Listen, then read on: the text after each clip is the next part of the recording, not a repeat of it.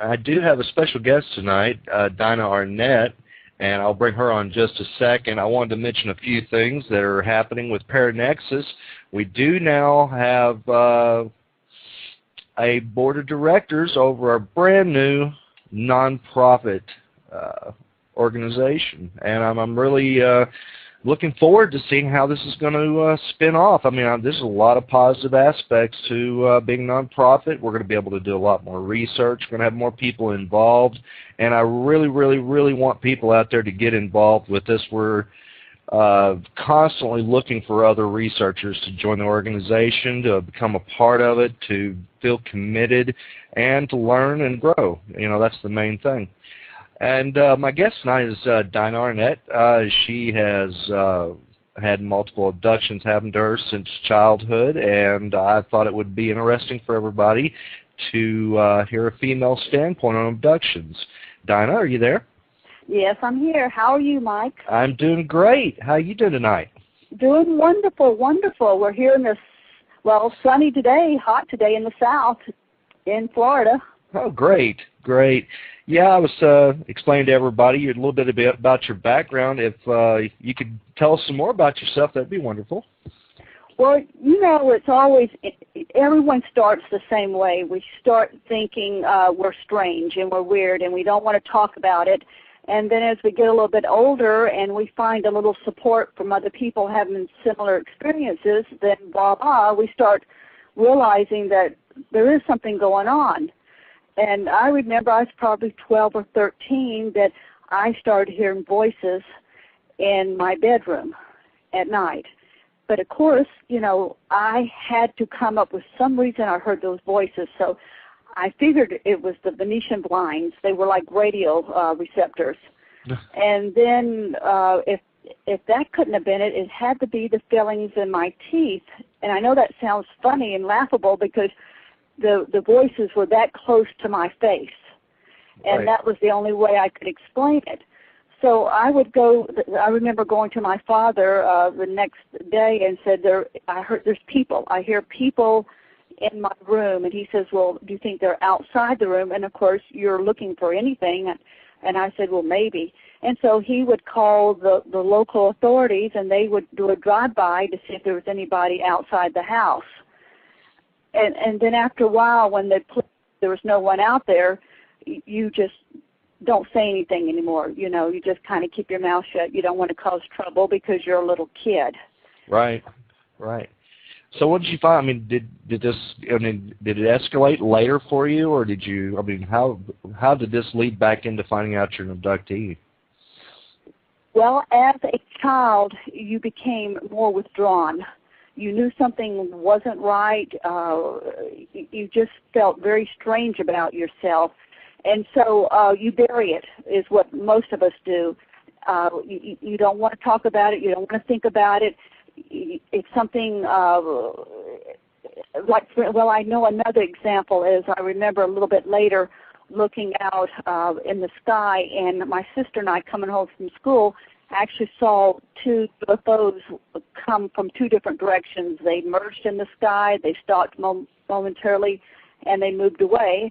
And, of course, I ran home and told my mother, and you know how adults will always say, you know, you're a child, you don't know what you're talking about, don't say anymore. So once again, you just don't talk about it. You just pretend like it never happened, and you ignore it because that's all you can do. You ignore it till you get older, and then all of a sudden you realize something is going on here. And that was probably when I was 13, 14. And I was starting to go into puberty, as all young girls start. And you start having all these emotional situations happening in your world. And you just don't do anything. You don't outwardly talk to people. You don't tell your parents. You just kind of live with it and deal with it till you get a little bit, till you're able to get on your own and you get outside the home.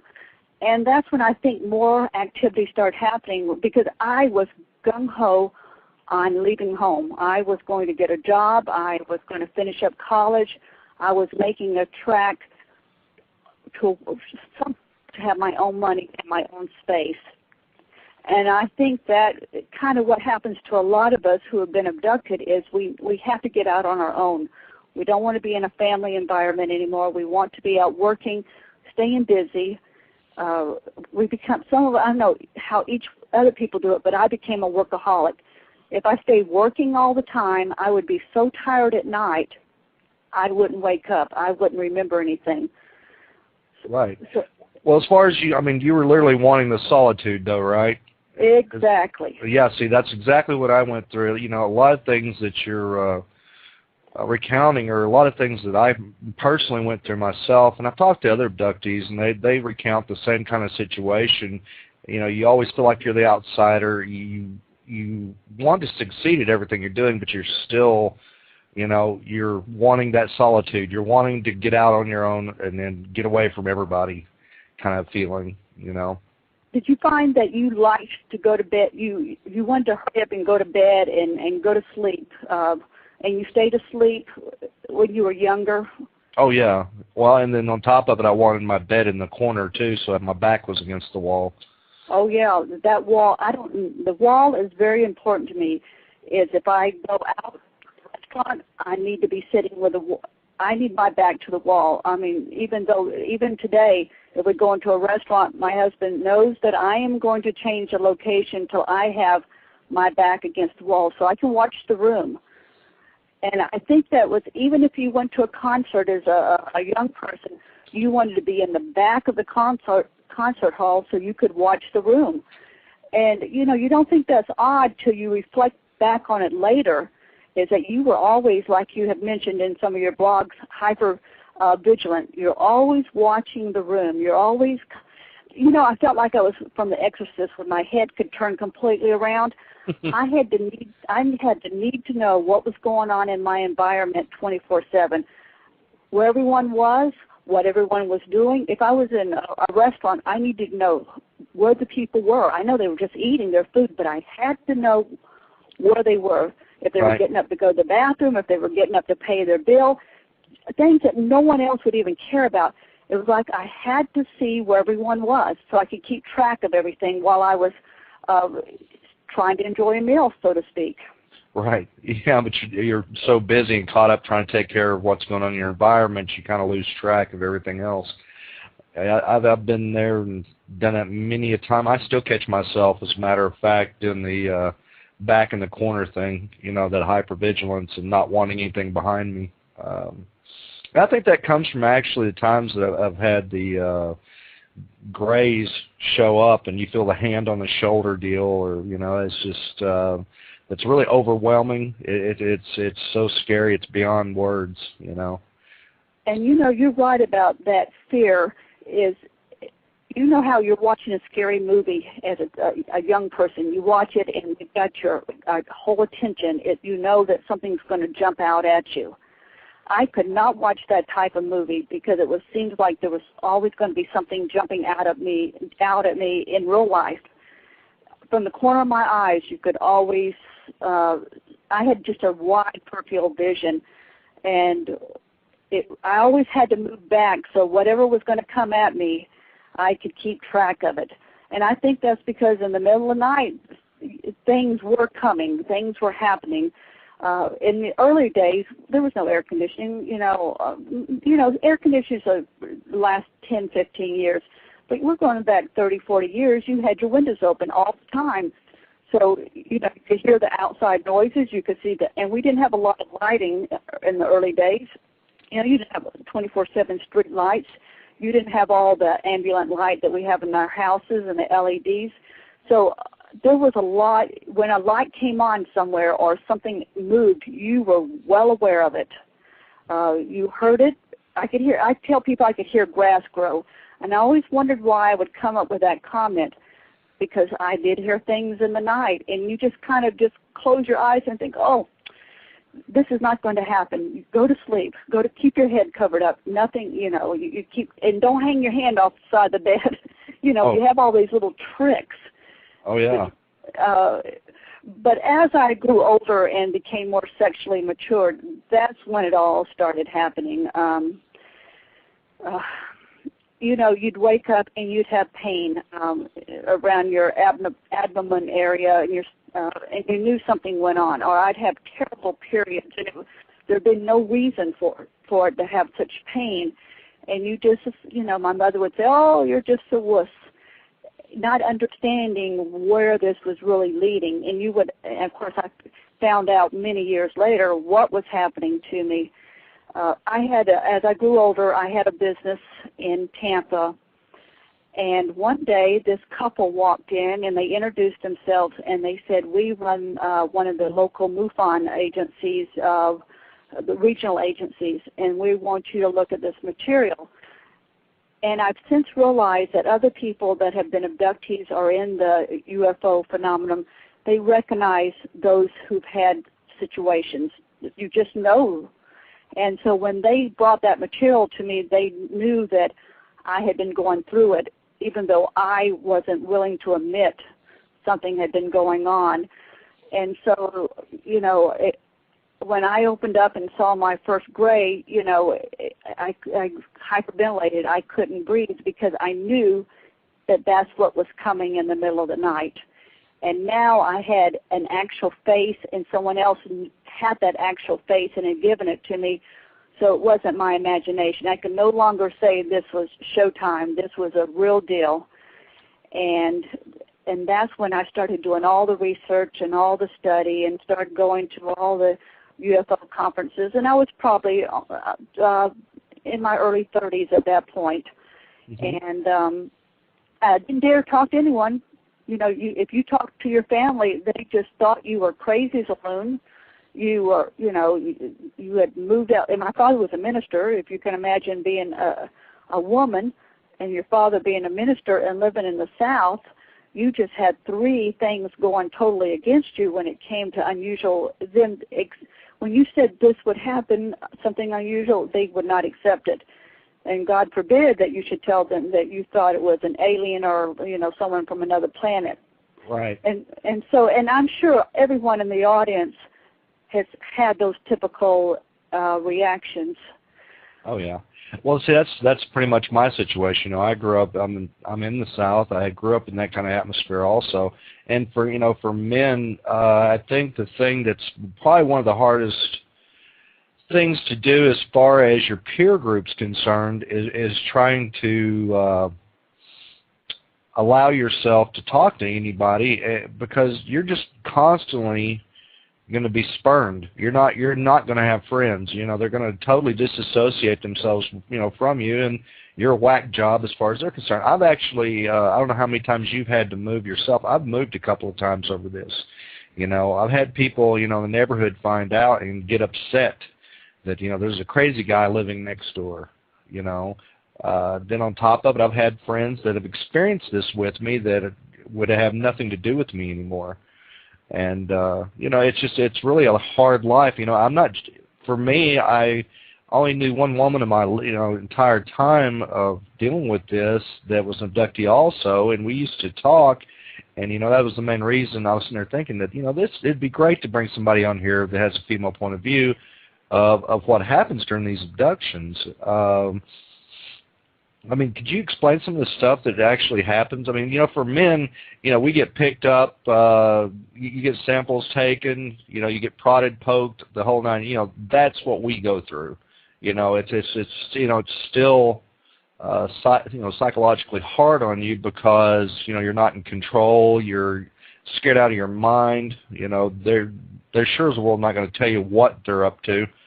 But, you know, what's it like for a female having to deal with this? Well, what they're going to do, and here's what they did to me, and I think every woman might be differently. In my case, they wanted the eggs. They wanted the eggs, and I can tell you there's only one way to get them, and it's not a pleasant experience. And I believe even today, I do not get sick.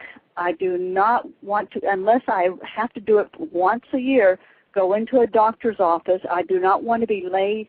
I do not like to lay on those the medical bed and see the doctor who always has the white coat on, because it reminds me of a gray who has one color, because they just have one color. And it is a very, it's not so much frightening, it's just a tremendous psychological feeling to be laying in a regular medical profession on the bed there in today's world, because it makes you go right back to what happened. Well, like I said, they wanted my eggs, and I always had difficult periods. No one else in my family did. I never had children. I absolutely had no desire for children. I felt that once a month or whenever this process of them harvesting my eggs happened, now I can put voice to what happened years later, but at the time, all I remembered was the pain and the intense bleeding and the clotting that was not normal for, there was nothing in our family history for me to have that kind of situation. But if someone is harvesting your eggs and they're using whatever equipment they do, you're going to have clotting and unusual bleeding because they're in that area making it happen. Well, what I have since observed, and they did this, prime time for me was probably about 21 to my mid-30s, and it didn't happen every month. Sometimes I got a break, or maybe I just told myself it wasn't happening. But it was a regular procedure. And then later on, as I got into my late 30s, I started having people come. Now, see, in my late 30s, since it started in my 20s, you can understand where I'm going with this conversation. People would come to me because I started traveling around trying to find answers, and they would say, "Oh, aren't you so-and-so from another state? Or don't you live in New York? Or don't you have a sister who lives, a niece or a daughter who lives here and there?" I started having, even just a few weeks ago it happened, I've had so many people come up to me and say, "I know you," or "You have someone that looks exactly like you." And so, are these other females approaching you? Yes. Okay. Now, men have approached me as well. A lot of times it would be females who they would stare me down, they would stop me dead, practically put their hands on my shoulders and say, "Wow, I know you. And you live in whatever, in Kansas or whatever." It was never Florida. It was always a wide variety of states, and they were convinced. If you'd heard these people talk, you knew that they definitely knew me. Well, they didn't know me personally, but they knew an offspring of mine that had grown up and were in their 20s, because by that time it would have been about the same period of time. So that's when I started getting confirmation that parts of me were being spread around. And I guess obviously they had to be implanted in other women for it to happen. And I always wonder how those women would be, and maybe they were, thinking they were going to get one type of child that should look like someone in their family, and all of a sudden it didn't look like anybody in their family, and they wondered where that child came from. So do you think that's part of like a hybrid program, or just a genetic manipulation program to study the effects? I think some. I don't know. I know what you're saying, but what I think in my case is because I have such a strong health. I am not sick. I'm very strong physically and emotionally and mentally, and an intelligent type person. I believe they wanted people like me and I think they do control me. I think they do monitor me. I think they control me, that possibly they were just making more of me in certain places so they could, I was a good tool to kind of maybe spy for them, because I'm always out looking. Remember I told you how I'm always observing the rooms and everything? Oh, yeah. Maybe I was like their eyes and ears, and so maybe they created more eyes and ears like me. That was just my theory. You don't know why they would want more of me. Right. Or maybe they, like you said, maybe they put a little genetic mixture with each time they implanted one of my eggs into someone else, because obviously they had to also, use a sperm from someone. So maybe it was another type of test they were doing out there in their field. Wow. You were telling me about, I believe you were recounting one of your abduction experiences last time we talked on the phone together. Jim, would you mind sharing that? In Tampa, when I started once I realized what was happening, then the whole window came open, or the wall came open, the whole recognition of what was happening. And so one night I woke, and I found myself outside my house. I was in my backyard, and when I turned around, I vividly remember the sliding glass door was open. I was outside, and as I remember the next moment I have a chain link fence. I was on the other side of my chain link fence, but as I moved across the chain link fence, I remember cutting my arm on the chain link. I remember grabbing a twig. There was a bush there. And I remember my I think I had a fear took a hold of me because I was not asleep. I was awake. I guess I was trying to cling to that chain link fence because I didn't want to be taken away. And the next thing I know, you wake up and you're in bed. And so as soon as it was daylight, I got up and I immediately went outside, and the cut was on my arm. I found the bush that I had grabbed, it had been broken. On the other side of the chain link fence, which was kind of interesting, there was absolutely nothing growing at this point in time. It was nothing but sand. And there I could see where I guess I must have released my urine, because I could see the wet stain and I could smell it, and smell it was urine. Oh, wow. And so for once in my life, I took the picture of the stain, but I didn't put the sand in a test tube. Usually you don't even have enough sense to do that. And I took a part of the bush that I had broken, but at that point that was way too much realism for me. Right. And so the next time it happened, I said, if you guys are going to hurt me like this, you don't know what to call them. I don't want to remember. And so please cut back on some of the memories.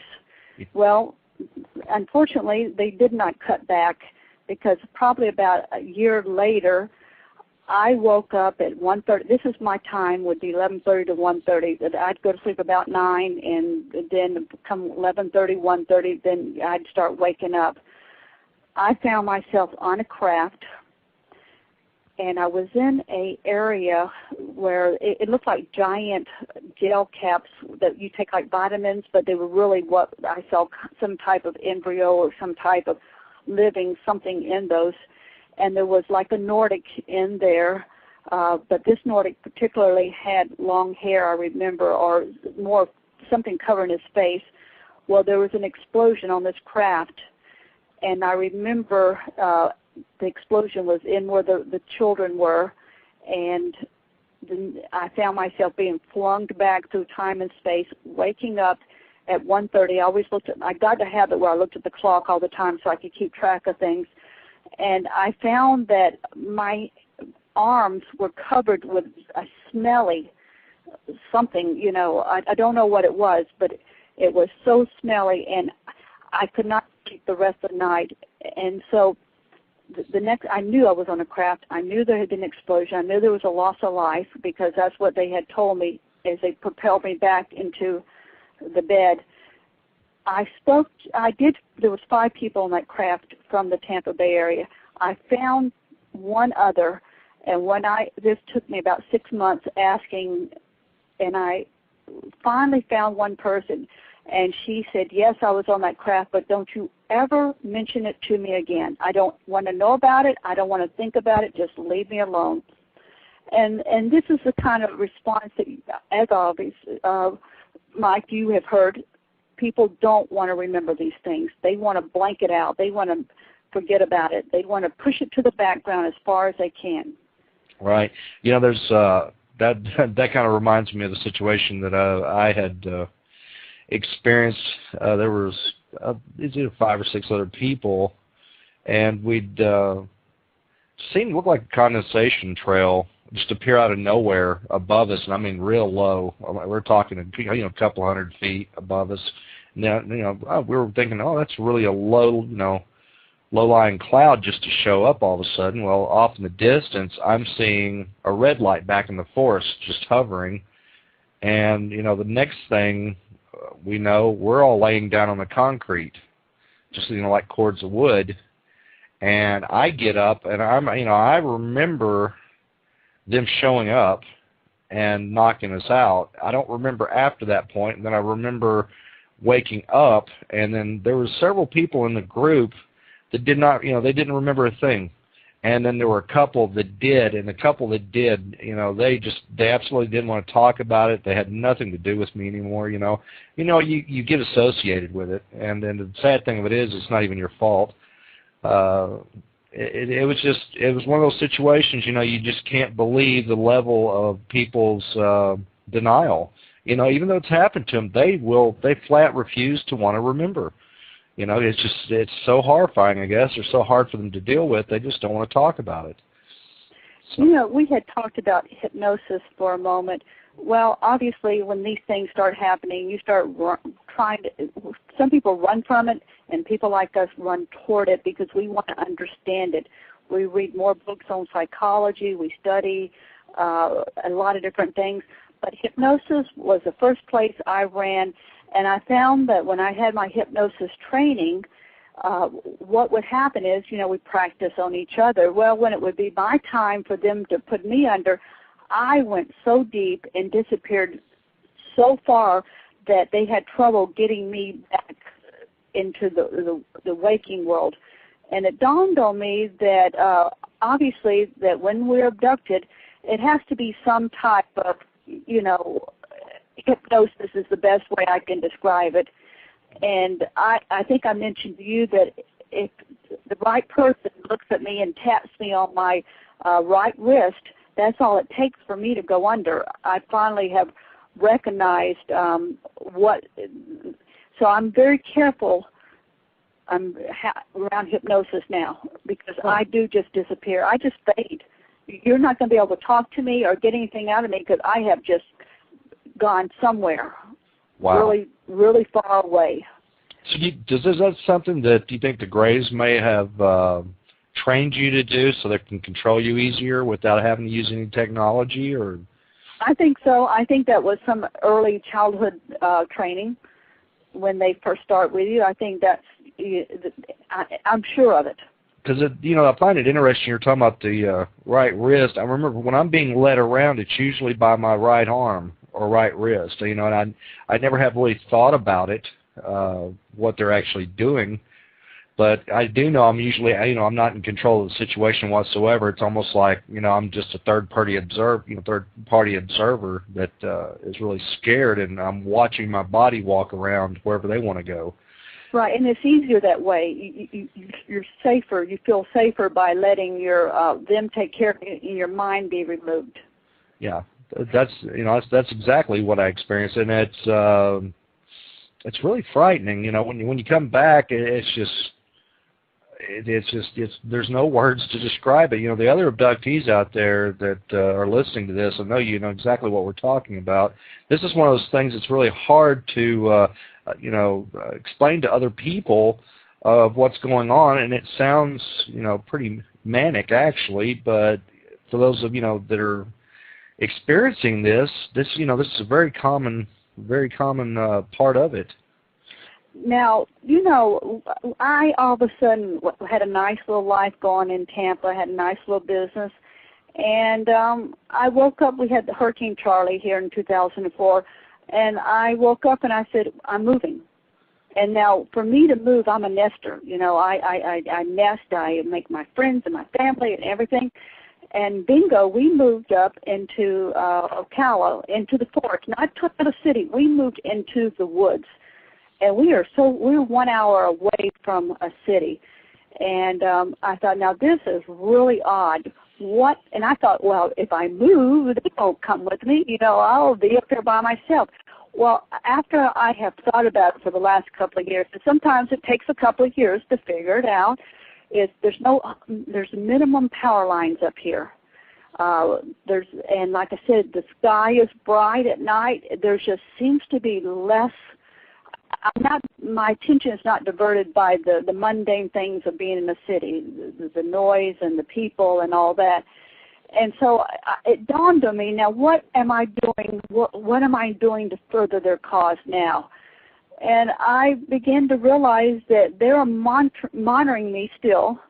I think that they're looking to see how my species will live, I think, especially healthy people like me. And I might have been taken out of the city so that I don't get bogged down with some of the city diseases, you know, the swine flu and all the stuff that goes on when you're in a crowded area. So sometimes it might be a good thing when, like you said, you moved around. Maybe you didn't realize that moving around was to better position you for what their needs were. Exactly. Hey, we have a question from the chat room. It says, do many abductees report vivid memories, or are they just disjointed feelings and vague recollections? Well, for myself, personally, I have full-blown recollection of the instances during my childhood and some during my teenage years. The times that you'll hear me talk about blacking out or losing parts of my memory, I think what happens is just like war veterans, you have post-traumatic stress syndrome. I pretty much kick in, and what happens is you can't handle any more information. Your brain shuts off until it can handle it again. The terror level is so high that you emotionally shut down. And it's part of a survival instinct, I think, in a lot of people that are dealing with this. Post-traumatic stress syndrome is a very common thing that all abductees deal with. It's just like Dinah was talking about. You have that hypervigilance constantly with you. Keeping your back against the wall, sleeping with your bed against the wall, so you always have your back against something. You're always wanting to know where everything is. And always taking note of everything around you. It's just part of it. I mean, what do you say about that, Dinah? There are some times when it is so vivid that it's not disjointed. It is very clear. And I think when you have those clear moments, it takes a year or so for you to pick it apart, to understand it, to absorb it so that you can take on the next memory. Because it's like you said, it's like watching a scary movie, except you're not watching it. You are part of that scary movie. You're part of that being pulled underneath the bed. I don't know about you, but how, when we thought about monsters under the bed or Psycho in the shower curtain, those things become very real. We take those scary moments and we apply it to what has happened to us, and sometimes there's more fear for us than there are for other people. I don't know about you, but I can't do scary movies anymore because I live a scary movie sometimes. Yeah, exactly. I have issues watching a lot of these movies. I think for instance, the movie Poltergeist with the clown under the bed grabbing me kind of thing, that the idea of something grabbing you, that just triggered all kinds of memories in me. The hands grabbing you while you're in bed or whatever, that frightened the crap out of me, and a lot of people, that's just the way they filmed it. Well, to us, that's the way it happens. You're in bed and all of a sudden something comes in and escorts you out. That's the hands grabbing you. That's really hard to deal with, and that's the way your memory functions. It's like a trigger, and it's just something else. Well, my husband knows that we have a king-size bed, and he sleeps we have to have a wide space in between us, not because we don't love each other, because he has been given his instructions, do not touch me in the middle of the night. And he knows I am dead serious. I said, if you're going to marry me, you're going to have to realize what has happened to me. I have not had your normal, all-American life here. And a man doesn't want to hear that. He wants to know that he's got a perfect apple pie little woman here. But he knows not to sneak up on me, not to touch me, because he knows I will go berserko. Oh, yeah. So he is well aware of that. On my website, there was something that happened to me which really was one of the major turning points for me when I was going through all of this. And when they came into my house one night, something must have happened in the whole process. and they got trapped. I guess I have to explain it this way because you don't know how else to explain it. Something happened, and they actually got trapped in my third bedroom. I lived in a split-level house, so that the 3 bedrooms were on one end, and the living room and the kitchen were on the other end. But I woke up at 1:30 or 2 o'clock in the morning knowing that something seriously had happened. And I got up, and I don't know where I got this braveness. You know what? Somehow it's so unbelievable that it's not about being brave anymore. It's about you've got to figure out what's going on. The fear has just become so strong that you're not afraid anymore. You're just past fear. So I walked down to my third bedroom, and as I reached, the door was shut. And now that's another thing that you will do is you always leave all the doors open. You sleep with the bedroom doors open. You leave the bathroom doors open. Every door in your house is open. Even your closet doors are cracked. Oh, yeah. So the bedroom door was closed, and I lived alone at that time, and that was very odd. And when I reached for that doorknob, my hand jerked back and my elbow practically hit the closet door behind me, and I used a voice, it was in my head. They're always talking in your head saying, don't open this door. If you open this door and come into this room, you will not leave. And I thought, oh, this is silly. And I went to open it again, and for several attempts, I could not get that door open. And I distinctly remember, just like you had stopped the film and had it run backwards, I literally walked like a robot backwards all the way to the bedroom, walking completely backwards, laying down in that bed, getting up the next morning when it was daylight, walking back down to that room to say, oh, this was just a crazy dream. Honestly, same thing happened. I could not open that door. It took 3 to 4 days for me to open that door, and finally when I did open it, I kicked it open to see nothing in there. But I don't know if there was a vortex or what was going on in that room, but definitely something very strange, haywire went on with that whole event. And so you store that memory. And so I thought, well, a couple of years went by. You don't know why you wait a couple of years. It's always that way. A couple of years goes by, and you decide you're going to write it down. Well, I was writing the story and took a picture of the hallway, and when I did, this very odd creature showed up. And if people go to my website, they'll see that creature that showed up, which was not a bug or anything. And I didn't realize it was on the film until I got it back from the photo store. That's when we actually had to take our film down and have it developed, and that was only in '94. But that proved to me that something very bad went on in that room. Yeah. What's your website address, by the way, for everybody that was listening in? It's www.marie, M-A-R-I-E, press, PRESS.com, and on the navigational bar, if you'll go to Entity Photos. Okay. Yeah, I'm looking at it right now. But you see that in the doorway? Yes, I do. So you didn't even see this at the time you took the photo? Oh, no. I took 2 pictures back to back. And it was interesting that when I was just telling the story, I wasn't even interested in this thing. As I was telling the story, someone said, oh, look at that picture. Now, aside to this whole thing, I don't know if people in your audience remember Art Bell, who used to do his radio show out of Pahrump, Nevada. I sent this photo to him, and his show in Tampa would come on at 1:30 in the morning. Well, the phone rang at 2:30 in the morning, and my husband got up, and Art Bell said, I know you're sleeping, but tell her to get up. She's going to be on the radio and at 3 o'clock. And so I got up, and I told him this story, just as I told it to you.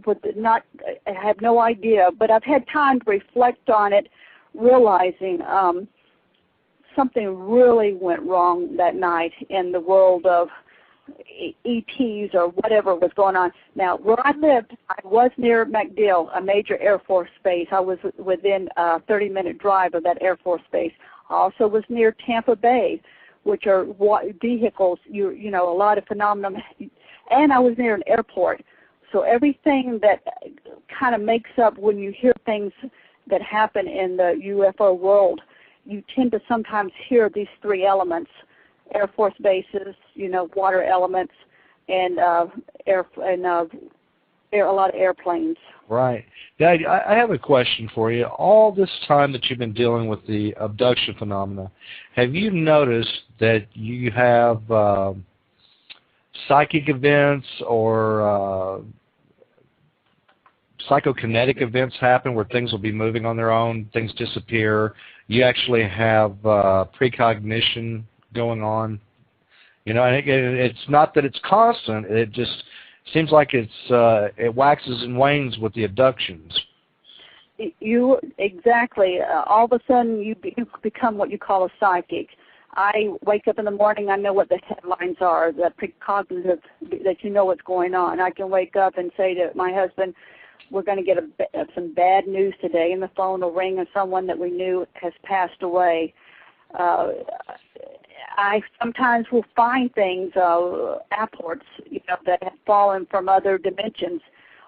And like you said, I came home one time and my furniture from my living room was piled up in my kitchen.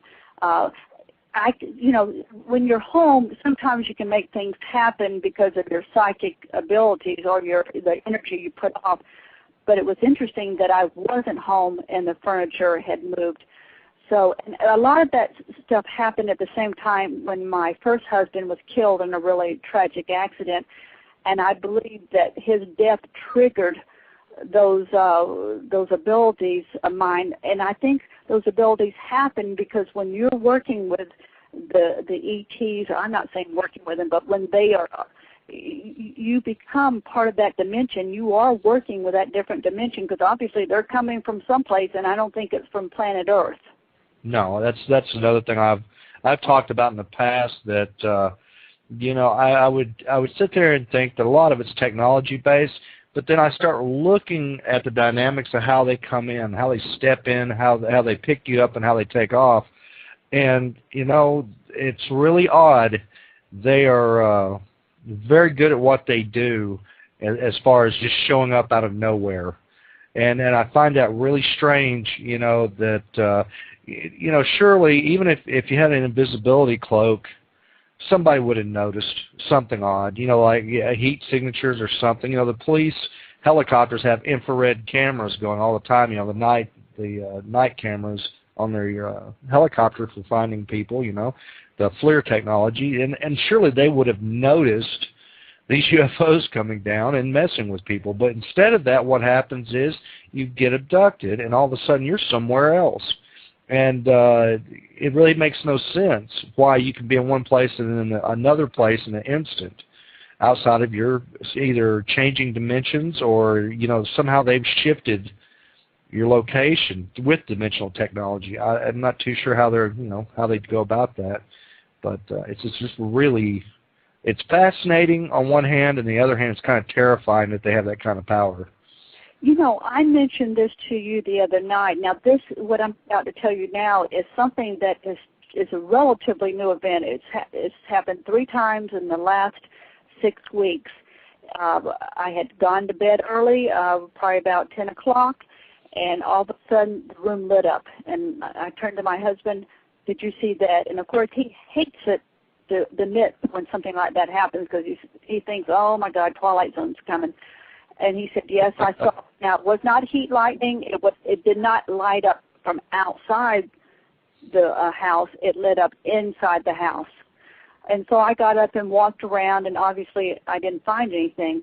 Well, about 2 weeks later, I was driving in the car, and all of a sudden, just like someone jumped on my hood and took a flashbulb right in my face.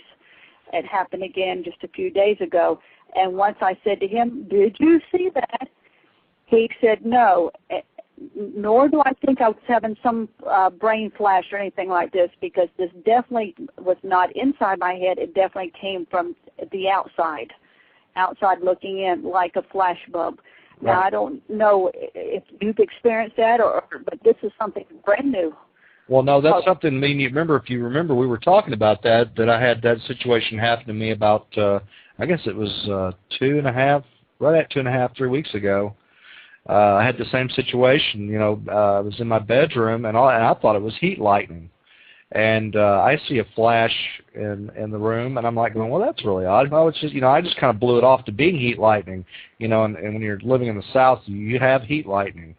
You know, there might not be a storm outside, but you still have it. And so I just kind of blew it off, and I rolled over, and I'm facing towards my rear sliding glass doors that, you know, go out to my deck, and I've got vertical Venetian blinds, and I'm seeing a ball of light just hanging in space, and it's about the size, I'd say, of a baseball or a little bigger, and it looks like, you know, it looks like just an energy ball, and it's there for like, I'd say about a 2-second count, and then it's gone. It just vanishes.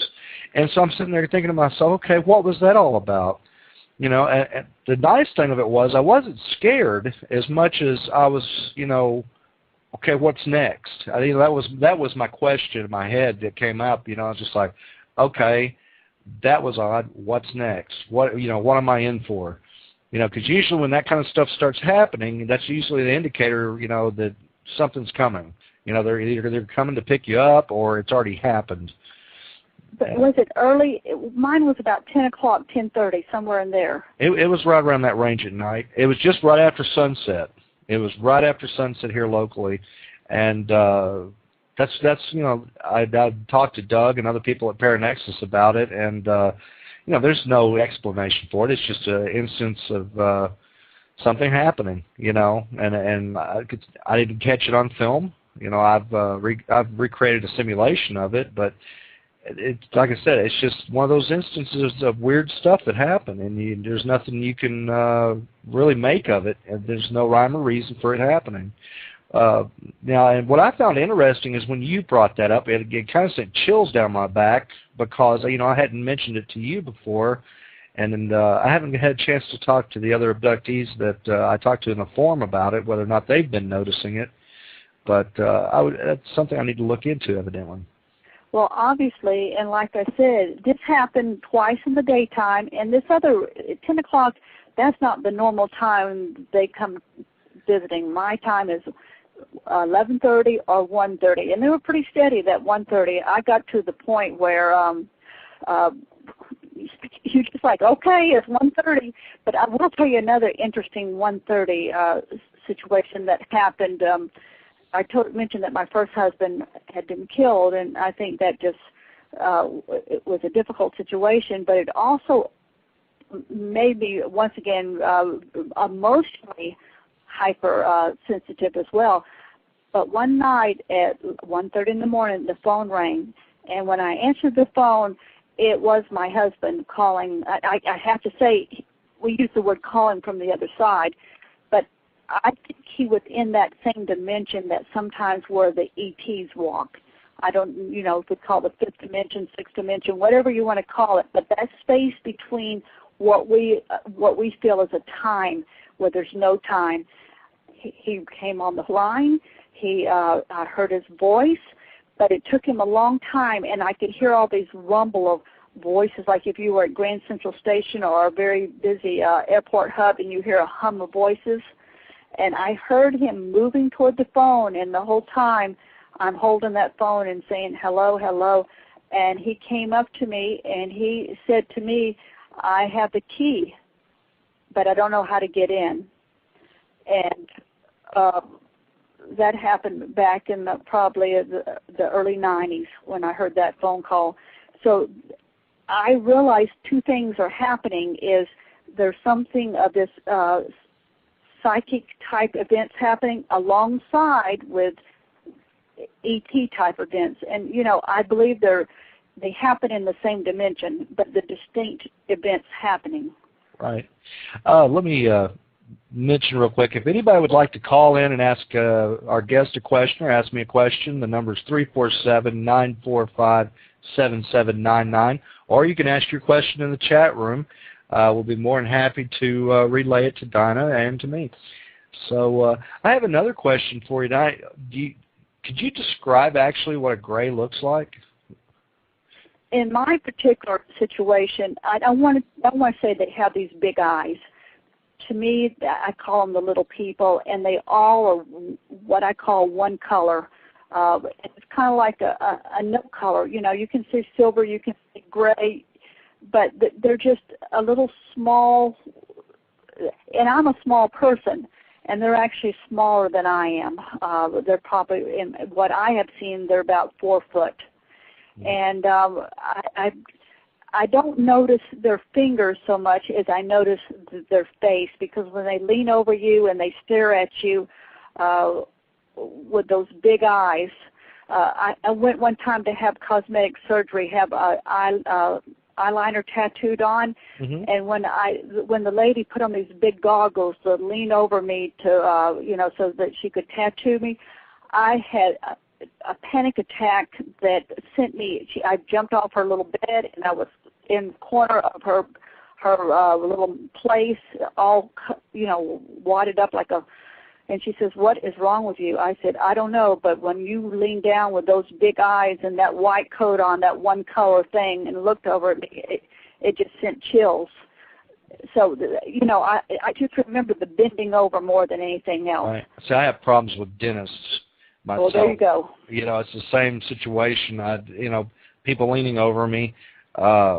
I've even been in supermarkets and get, flashbacks in the middle of the supermarket. It gets so bad sometimes. Would you say they're more like an ashen white color, in your opinion? Well, it's like no color. You want to say gray, you want to say ashen, but you definitely not blue or red or pink. No. I mean, it's more transparent skin color. That's it. Yeah. And it's all, you don't see wrinkles. You don't see elbow joints or finger joints or anything. It's just, you just see that smoothness and I guess the eyes, like you said, because we spend so much time watching them bend over us. Or I call it bending over us because we're always laying prone. And that's the problem I have at the doctor's office and dentist's office, is being in that prone position. Right. Said people leaning over you. Yeah, and that's one of the things that my main memory is that leaning over and scanning. That when they make eye contact with you, you can pretty much count it as over as far as you having control. That's that's pretty much when you're getting escorted at that point. When I always have a low hum in my ears, and I just said I've had tendonitis, which I don't know why I have it.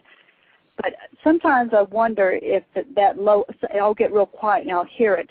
But I just wonder, from all those times of being abducted, if something didn't happen to my middle ear, because there shouldn't have been any reason for it in my normal life to create that hum. Do you ever notice a hum? I get a low frequency. It's like a subharmonic. It's a pulsing, and the times that I was totally lucid during the period of them showing up, that pulsing noise would get so loud it actually make my entire body vibrate. But yeah, I've heard that in the background before, and it's disconcerting. I mean, it just brings back memories for me, and it also reminds me that they're probably somewhere around at the time too. So. Well, that's a good thought. I hadn't thought about that. But from another woman's point of view, it's terrible when you wake up and you've got bruises all over your body, and you think, oh, you're so clumsy. When you're thinking, what could I run into now? My whole life I've had nothing. And they look like fingerprints. Uh-huh. Little pressure points on you. Oh, that's the same as it is for me when I wake up and I have bruises where there's no way possible that I could have done them to myself. And then on top of it, you think about, you're moved through the house, people bump into things. That's common. But the places these bruises are, unless you're climbing, I don't know if you've ever climb through little portholes or anything like, you know, the Navy and these Navy ships, and you lift your arms up to pull yourself through the porthole, there's bruises underneath that part of your arm, okay, that you'll get. Well, you know, when you're at home in bed, there's no portholes in a house or anything to go climbing through, but you get these fingerprint bruises underneath there, and there's no way possible that you could do it yourself. There's fingerprint bruises on your back where there's no way you could reach and cause these things. And yeah, it's scary as crap waking up with that, or finding needle marks in your body, or places where skin's been scooped out, or, I mean, there's all kinds of different things that happen. Have you ever woke up when your arm was dislocated or pulled, your shoulder? Oh, yeah, absolutely. It's just like somebody had been dragging me. Yeah, you know, I to this day, I mean, right now I'm having to see a chiropractor over that very thing, you know, and I was hoping that it was just something I'd done to myself, but evidently it was pretty severe. I mean, I had a dislocated vertebrae almost from the X-ray. So we're down to our last 2 minutes. Is there anything you'd like to say before we head out? I think the most important thing that I've learned through all these years is to back up a little bit and realize that it's not a good thing, it's not a bad thing, it's just what is happening. And that if you can look at it from a good perspective, you know, good. But if you, at least research it, realize you're not alone. There are other people that it's happening to. Somehow they bring us back intact. I would love to understand what it's all about. If I do, I do. If I don't, I don't. But at least I know there are others that, you know, you can talk to and you know, work with, and kind of feel a comfort zone there, knowing that, you know, can share a little bit, which is a good thing. Right. You know, that's one of the reasons I set up my website, is just to give everybody a safe place to go at alienabductee.org. And what it does, it just allows people a safe haven, you know, so they can discuss things in a nice format without people calling them names or, you know, prejudging them, and it just, you know, gives them an outlet. You know, I think that was the biggest problem when I was growing up, is just having the outlet. You know, I don't know how it was for you, but there's nobody to talk to. You know, there was no outlet. Yeah. Yeah. Let's see. And also, if anybody out there would like to join Paranexus, you know, we are looking for other researchers and other people of like mind to join us. We have just got our nonprofit status, and we are now moving forward with that. We have an entire new board of directors. We are constantly looking for new people to bring new ideas, and we would appreciate anybody coming in and bringing us new techniques to the field and everything. And Dinah, I really, really do appreciate you being on the show. What was your website again? www.D as in Dinah, Marie, M-A-R-I-E, Press, P-R-E-S-S.com. Okay, great. Doug and Grant will be on next week. I haven't had a chance to talk to them, find out who's coming on. That will be listed on our website at paranexus.org. You can always reach me at alienabductee.org, either admin at alienabductee.org, or just Michael Lynn Jones at alienabductee.org. And feel free to contact me if you'd like help. And I'm pretty sure that, you know, if anybody'd like to talk to Dinah, she's available on her website also. So everybody have a good night. Dinah, have a good night. At night. But of course, you know, I had to come up with some reason I heard those voices. So I figured it was the Venetian blinds. They were like radio receptors. And then if that couldn't have been it, it had to be the fillings in my teeth. And I know that sounds funny and laughable because the voices were that close to my face. And Right. that was the only way I could explain it. So I would go, I remember going to my father the next day and said, I heard there's people. I hear people in my room. And he says, well, do you think they're outside the room? And, of course, you're looking for anything. And I said, well, maybe. And so he would call the local authorities, and they would do a drive-by to see if there was anybody outside the house. And then after a while, when there was no one out there, you just don't say anything anymore. You know, you just kind of keep your mouth shut. You don't want to cause trouble because you're a little kid. Right, right. So what did you find? I mean, did this? I mean, did it escalate later for you, or did you? I mean, how did this lead back into finding out you're an abductee? Well, as a child, you became more withdrawn. You knew something wasn't right. You just felt very strange about yourself. And so you bury it, is what most of us do. You don't want to talk about it. You don't want to think about it. It's something like, well, I know another example is I remember a little bit later looking out in the sky, and my sister and I coming home from school actually saw two UFOs come from two different directions. They merged in the sky, they stopped momentarily, and they moved away. I do have a special guest tonight, Dinah Arnett, and I'll bring her on just a second. I wanted to mention a few things that are happening with Paranexus. We do now have a board of directors over our brand new nonprofit organization, and I'm really looking forward to seeing how this is going to spin off. I mean, there's a lot of positive aspects to being nonprofit. We're going to be able to do a lot more research. We're going to have more people involved, and I really, really, really want people out there to get involved with this. We're constantly looking for other researchers to join the organization, to become a part of it, to feel committed, and to learn and grow. You know, that's the main thing. And my guest tonight is Dinah Arnett. She has had multiple abductions happen to her since childhood, and I thought it would be interesting for everybody to hear a female standpoint on abductions. Dinah, are you there? Yes, I'm here. How are you, Mike? I'm doing great. How are you doing tonight?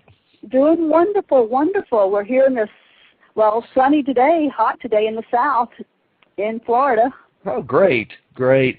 Yeah, I was explaining to everybody a little bit about your background. If you could tell us some more about yourself, that'd be wonderful. Well, you know, it's always, everyone starts the same way. We start thinking we're strange and we're weird and we don't want to talk about it. And then as we get a little bit older and we find a little support from other people having similar experiences, then blah, blah, we start realizing that there is something going on. And I remember I was probably 12 or 13 that I started hearing voices in my bedroom. And, of course, I ran home and told my mother, and you know how adults will always say, you know, you're a child, you don't know what you're talking about, don't say anymore. So once again, you just don't talk about it. You just pretend like it never happened, and you ignore it, because that's all you can do. You ignore it till you get older, and then all of a sudden you realize something is going on here. And that was probably when I was 13, 14. And I was starting to go into puberty, as all young girls start. And you start having all these emotional situations happening in your world. And you just don't do anything. You don't outwardly talk to people. You don't tell your parents. You just kind of live with it and deal with it till you get a little bit, till you're able to get on your own and you get outside the home. And that's when I think more activities start happening, because I was gung-ho on leaving home. I was going to get a job. I was going to finish up college. I was making a track to have my own money and my own space. And I think that kind of what happens to a lot of us who have been abducted is we have to get out on our own. We don't want to be in a family environment anymore. We want to be out working, staying busy. We become, some of, I don't know how each other people do it, but I became a workaholic. If I stayed working all the time, I would be so tired at night, I wouldn't wake up. I wouldn't remember anything. Right. So, well, as far as you, I mean, you were literally wanting the solitude, though, right? Exactly. Yeah, see, that's exactly what I went through. You know, a lot of things that you're recounting are a lot of things that I personally went through myself, and I've talked to other abductees, and they recount the same kind of situation. You know, you always feel like you're the outsider. You want to succeed at everything you're doing, but you're still, you know, you're wanting that solitude. You're wanting to get out on your own and then get away from everybody, kind of feeling, you know. Did you find that you liked to go to bed, you wanted to hurry up and go to bed and go to sleep, and you stayed asleep when you were younger? Oh, yeah. Well, and then on top of it, I wanted my bed in the corner, too, so that my back was against the wall.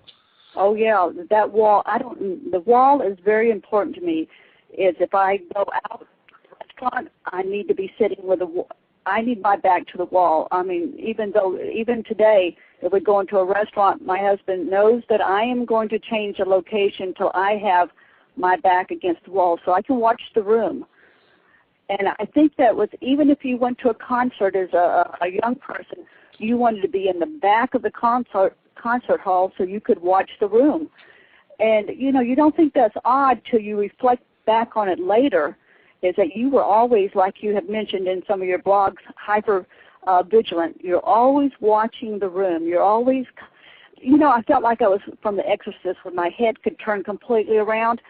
I had to need to know what was going on in my environment 24/7, where everyone was, what everyone was doing. If I was in a restaurant, I needed to know where the people were. I know they were just eating their food, but I had to know where they were. If they were getting up to go to the bathroom, if they were getting up to pay their bill, things that no one else would even care about. It was like I had to see where everyone was so I could keep track of everything while I was trying to enjoy a meal, so to speak. Right. Yeah, but you're so busy and caught up trying to take care of what's going on in your environment, you kind of lose track of everything else.